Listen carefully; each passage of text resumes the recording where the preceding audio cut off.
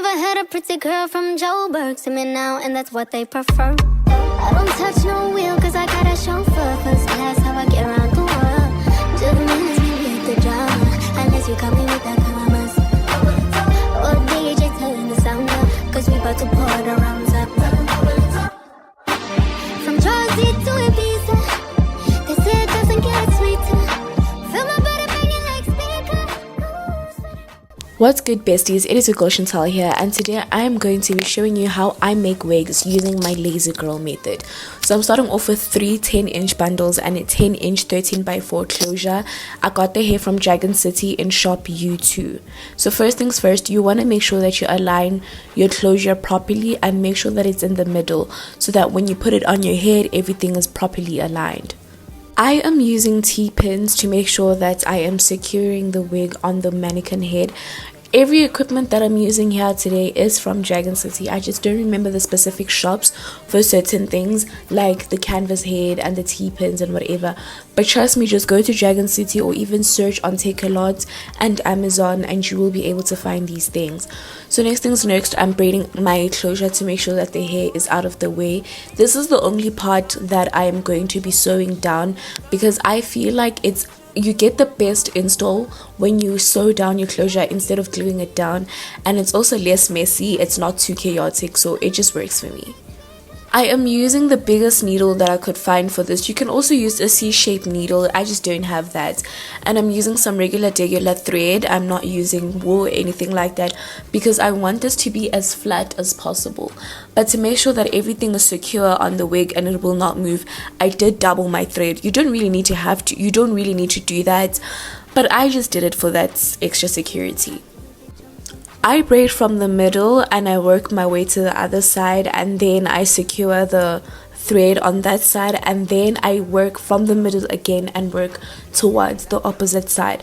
This just makes sure that everything is super flat and you don't have any bumps in your closure, because that will make your lace ripple when it's time to install it, and it will make your lace not lay down super flat.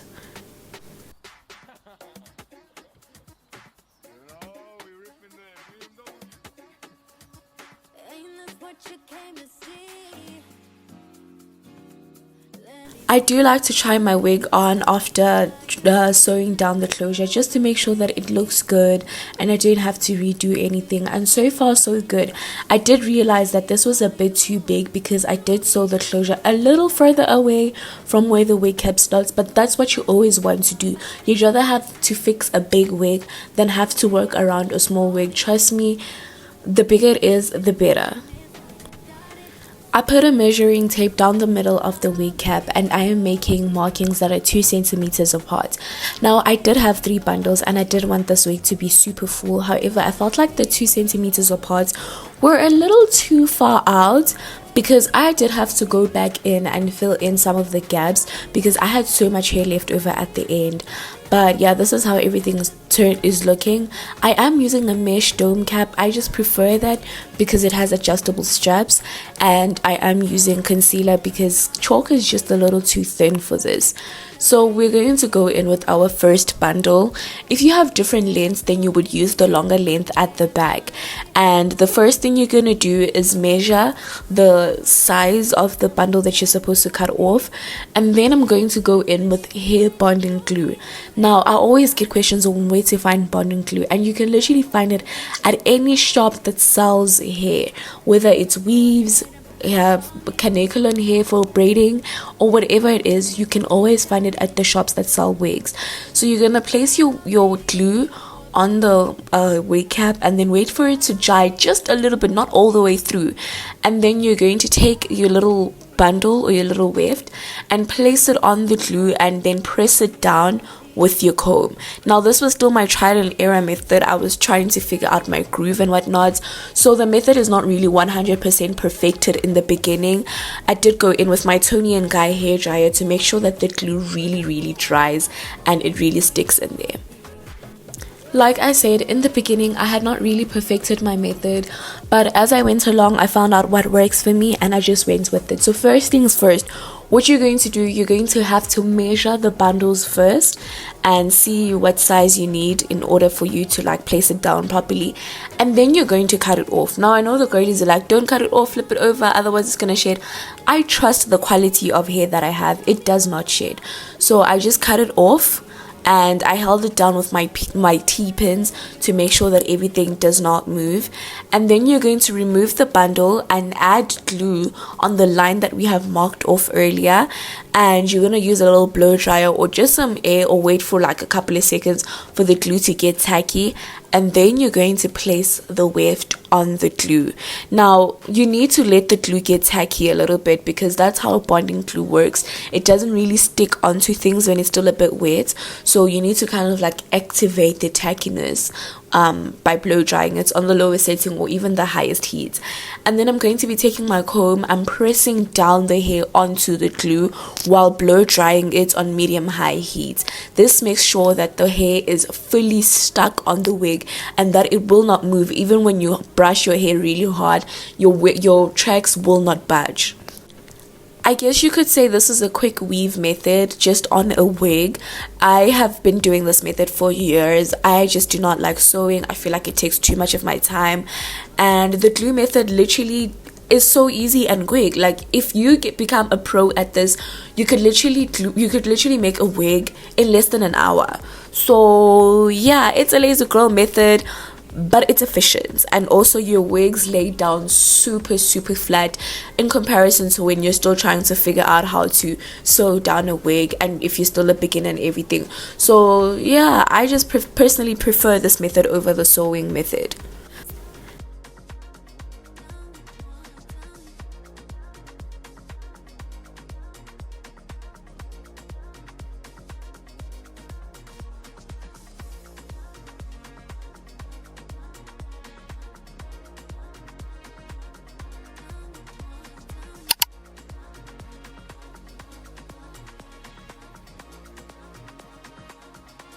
Now as you get to the top, you want to make sure that you're placing your tracks as closely as you can to the frontal. This will make sure that there aren't any gaps and your hair doesn't look lumpy when you wear it. But we're literally repeating the same process over and over until we get to the top. Here you want to make sure that you're pressing down those tracks so that when you install your hair, it doesn't have any lumps, it's not bumpy, it's not giving speed bumps on the road, okay?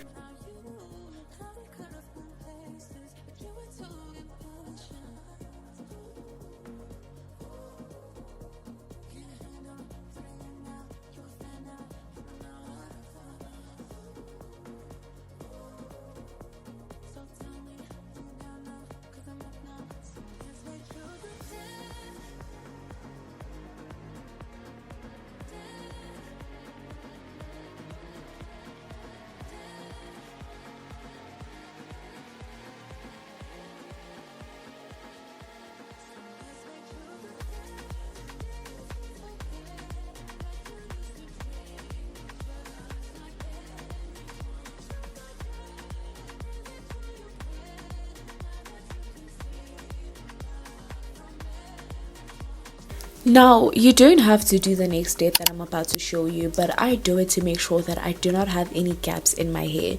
So for the last track, I am going to sew it, and as I'm sewing it, I'm going to be picking up some of that lace at the back of the closure. This just ties everything together, and like I said, it eliminates any gaps, any lumps, or anything funny like that. Plus, I still had a lot of hair left, so I just decided why not. Like I said earlier, I did go back in and add some of the hair in between the tracks, but honestly that's dependent on how thick and full you want your hair to be. I like my bobs to be super thick and super full, so that's why I went in with a little bit of extra hair. It's very important that you protect your canvas head when you're using this glue method, because look at how mine turned out. I am not too worried because it is a canvas head, it's bound to get dirty anyways. But then at the end, I decided to add a piece of elastic to my wig, mostly because I want my wig to be snug. I want it to fit super snug. I don't want it to move around or anything like that. And if you're trying to turn your wig into a glueless wig, you adding a elastic band towards at the back of your hair will literally give you that look that you want. Now, I was still a little bit undecided when it came to customizing this wig, so that's why I first washed it. I do not wear any brand new item, wigs, clothes, it does not matter. I don't wear it before I wash it. I always wash my brand new stuff, girl. I don't care. So I went in with the organics product and I was just literally washing my wig. How I wash my wigs, I literally just dip it up and down. I don't wring it too much. I don't like, when you hand washing clothes, I don't do all of that because this is hair, baby. It's very delicate, so you better be super careful. But this is what you would do if you do not want to customize your wigs. If you would like to customize your wig, I will show you how I customize my wigs. So I didn't think it was necessary for me to pluck this hair because it seemed a little pre-plucked. The hairline was a bit funny. This is my first time trying full frontal closures from this company, and the hairline was just a little bit funny, so I wasn't sure when it came to like plucking and everything. But if there's one thing I was 100% sure about, was bleaching those knots, because I just felt like they were super thick, and Dragon City lace is always white, so we try to do everything in our power to try and turn it back to match our skin tone.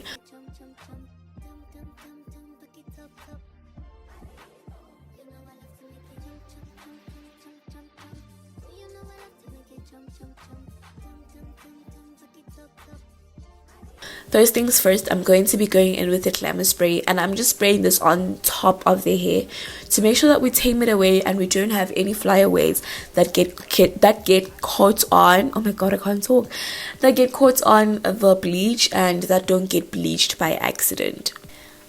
I just want to add that when you bleach the knots, you're just bleaching the knots. You don't want to bleach the strands of hair after the knots, or the parts of the hair after the knots. So what the glamour hairspray does, it adds more like a protective layer on the strands that you don't want to bleach. So you only focus on bleaching the knots, and when you bleach the knots, the purpose is to turn the knots a shade lighter, or a shade or two lighter, so that when you add your foundation and you install the wig, it matches your skin perfectly. If you're trying to get a glueless wig, do not skip bleaching the knots. I promise you it'll make all the difference.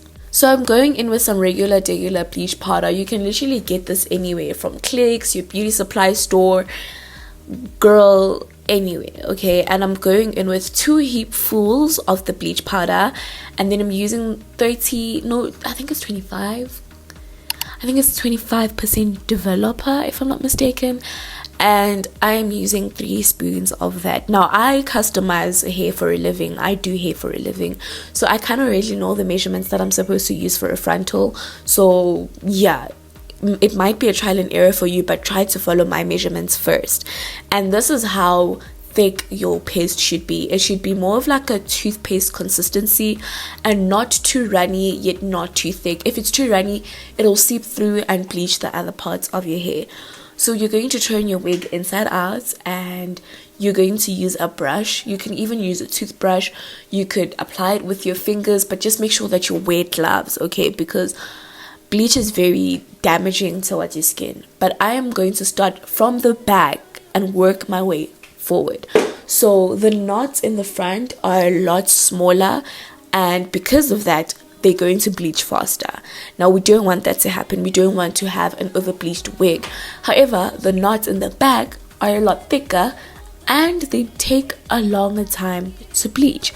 So you're going to start applying the bleach from the back. Make sure that you're working side to side so that you have an evenly bleached wig, and then work your way towards the front slowly, and take your time. Be quick, but take your time, because we want to make sure that this is properly bleached and not too over bleached.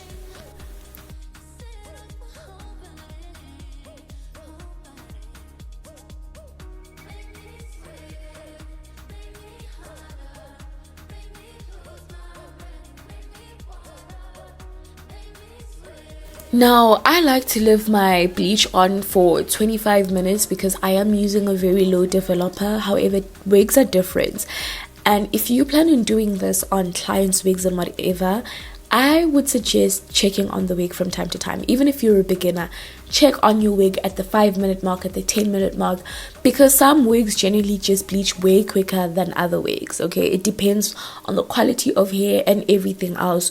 So 25 minutes to be safe, but check on your wig regularly. Now this is how I wash off the bleach to make sure that it doesn't get on any other parts of the hair. This method, oh my god, what is all of that? This method has never failed me. It has worked for me every single time. Like I said, I customize wigs for a living, and this has never failed me. So then the next thing that I'm going to be going in with is some purple shampoo. Now I'm not sure about this brand. I don't know if it's doing the things that I wanted to do, but it's gonna have to work. And now what purple shampoo does is it removes all of the brassiness and all of the orange tones from your wig, especially if you're not a warm toned babe. This is something that you wanna focus into, because you don't want to have your wig looking like it's too you don't want to have your wig looking like it's not meant for you. Okay, you want to leave on the purple shampoo for a couple of minutes, maybe like 10 minutes or so, and then just rinse it off like regular, and then you can go in with your regular shampoo and conditioner. I like using products from Organics. They work well for my natural hair. Well, I don't have natural hair. They work well for my real hair and my wigs as well. Those products have never failed me. And then immediately after that, we're going to put our wig on the mannequin head. Some people prefer to air dry their wigs. Girl, I don't have the time. Okay, so I prefer going in with my Toni and Guy hair dryer. I promise you, this was the best investment that I've ever made for myself and my business. Like, this literally is so efficient, and I absolutely love this hair dryer. And I also got it on sale. But yeah, I didn't have heat protectant on this day, so I would highly recommend that you go in with some heat protectant before applying any type of heat on your wigs. But yeah, I didn't have it that day, so we skipped that part. And then I went in with some Pantene products just to make sure that the hair retains moisture, especially by the bleached parts, because coloring your hair or chemically processing your hair in any way will make it a little bit dry and brittle, and we don't want that. So I blow dried my hair, and as you guys can see, it already has a little bit of shine. The only thing I didn't like about this hair was the frizzy ends. I just felt like it just wasn't cute. So we grabbed the scissors, girl, and we started cutting the wig. Now I do sometimes get a little scissor happy, but on this day that wasn't the case. I really did want to cut this into a mushroom bob. I don't know what it is with me and mushroom bobs lately, but I really just want a good mushroom to the cheekbone type of bob, and I think I'm gonna do it. Like, I don't know, what do you guys think? Let me know in the comment section down below. Should I do it? Should I not do it? Let me know. Oh, and if you have a long wig, I would suggest cutting some layers into your wig. It will just make it look super nice. I think I will make a tutorial. However, I want to get a brand new wig, like a brand new long wig, and then show you guys how I cut some layers into my wigs. So I can give you guys a tutorial. But anyways, I am going in with some styling fluid now. This just brings shine onto my hair. I recently discovered this product and I absolutely love it. I use it on my clients as well, and it just works. Honestly, it works for me. Now I'm preparing my hair to straighten it, and the best advice I could give you for straightening is that you need to go into you need to have really small sections, right? The smaller your sections, the more straightened and flat your hair will come out. Do not forget that heat protectant spray, girl. Like, don't forget that heat protectant spray. And I will post like a proper straightening tutorial. I was just trying out a new straightener here. It's a straightener from Safeway. I actually have two straighteners from Safeway that I'm still trying out. The other one I haven't even used yet, but so far so good. I like the one that I used in this video. It goes up all the way to 220 degrees, and it gets pretty hot. Honestly, it really does get pretty hot. I feel like it's a good dupe for the Toni and Guy straightener. I just have never tried the Toni and Guy straightener. I did want it for my birthday though. I actually wanted to get it for my birthday, but I think I'll get it another time, seeing that I already have two brand new straighteners that I have hardly ever used. But yeah, there's so many methods you could use when it comes to straightening your wig. You could use the chase method, you could use any method, girl. As long as your hair is bone straight, use it, okay? And I also did cut my hair as I was doing this, because yeah, I guess I did get a little bit scissor happy on this day. But this is how my hair turned out. It's super cute. And if you're wondering, no, the glue does not come off after a while unless you didn't do it correctly. But if you follow my method and you do it the way I taught you, trust me, those tracks are not going anywhere. I literally still have wigs that are made the exact same way and that are still really, really good. Okay, anyways, yeah, and then I put on some wax stick and I started hot combing my hair. Fun fact, I actually did ruin this hair like a month after I made it. Follow me on Instagram, you would know how I did it. But yeah, that's another story for another day. But yeah, I hot combed the hair, made it flat. I feel like I should have plucked it so you guys could have gotten the full tutorial, but it's not the only wig that I'm gonna buy and make in my life, so don't worry. The next time I buy and make a wig, you guys will see everything. But this is how everything turned out. You guys can see those knots are almost disappearing. They will disappear fully when I add my foundation. But this is how the wig turned out. I hope you guys liked it, and I do offer wig making services, wig installation services, customization, makeup, everything. Follow me at Chantal Beats to find out more information. But for now, that is all for me today. Absolutely love this wig. Okay, love the hair from Shop U2. I just feel like they sell the best quality hair for Dragon City, and it's super affordable. Like literally everything costed me 470 rands. That is so crazy, girl. So yeah, I love you guys so much, and I hope you guys enjoyed this video. But I will see you guys in my next one. Love you, bestie. Bye.